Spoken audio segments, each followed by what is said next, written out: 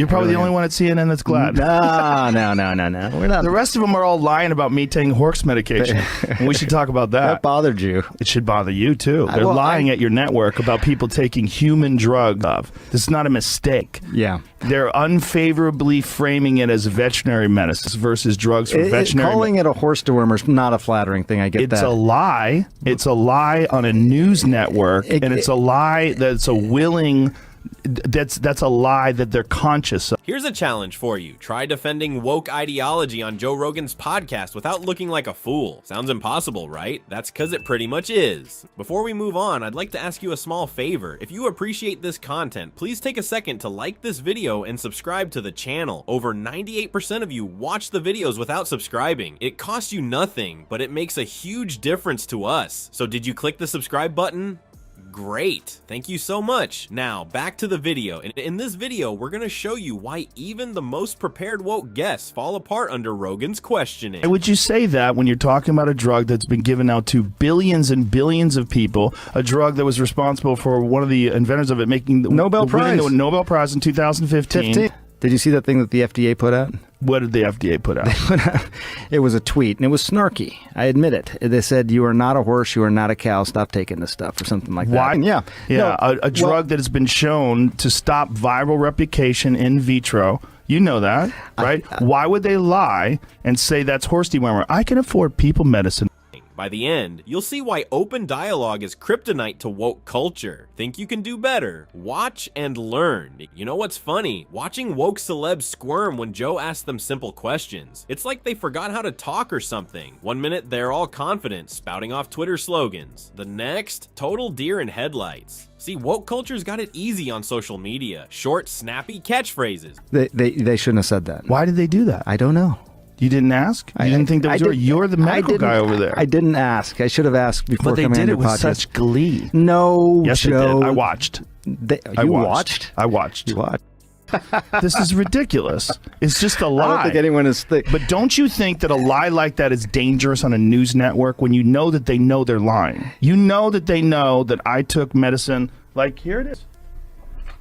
This is ivermectin. No room for nuance, but Rogan's podcast, whole different ball game. These guests waltz in thinking they'll school Joe, maybe get some easy PR. Big mistake. Remember when that politician, what's her name, tried explaining her policies on JRE? Joe asked for details, and suddenly she's stammering like a kid caught with their hand in the cookie jar. It's almost painful to watch. Almost. Here's the thing, studies show people really struggle to defend extreme views in long conversations. Makes sense, right? It's easy to tweet, men can get pregnant, but try explaining that for 3 hours straight. Good luck with that. But it gets worse for these woke celebs. Joe's got this secret weapon, and it's deadly simple. Time. 3 hours is a long time to keep your story straight, especially when you're just parroting stuff you saw online. JD Vance nailed it when he was on the show. He said, woke culture's like a religion, with all these rituals and creeds. Can I just come back to the one I want to talk about? Two things on the ledger. You have, before we get to that, does it bother you that the news network you work for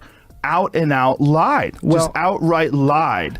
Society of American Archaeology, they're saying that I embolden extreme voices that misrepresent archaeological knowledge in order to spread false historical narratives that are overtly misogynistic, chauvinistic, racist, and anti-Semitic. Problem is, when Joe starts poking holes in their logic, these guests can't fall back on blind faith. They actually have to, think. Vance also pointed out how some politicians talk in circles. He mentioned Kamala Harris specifically, saying, you listen to her talk and you're 200 or 500 words into it and you're like, what the hell did she just say? Exactly. When the slogan well runs dry, it's crickets. It's almost like these woke guests forget how to have a real conversation. They're so used to preaching to the choir, they don't know what to do when someone actually challenges them. And let's be real, Joe's not even that tough. He just asks questions and gives them rope.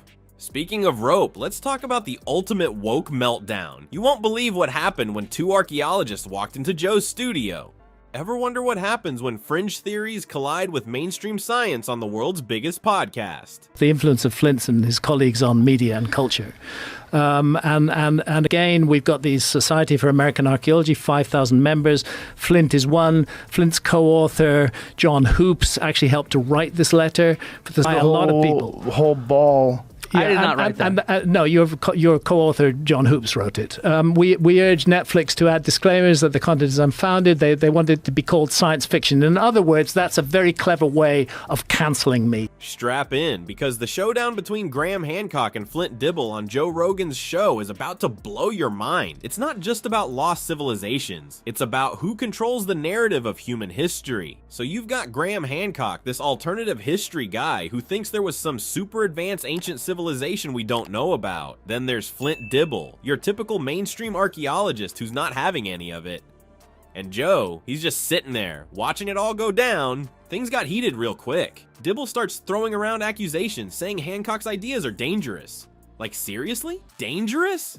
It's not like Hancock's telling people to jump off cliffs or something, but Dibble's all worked up, yelling, "Your show is dangerous." And Hancock, he's not backing down. He fires right back with, "You're trying to cancel me."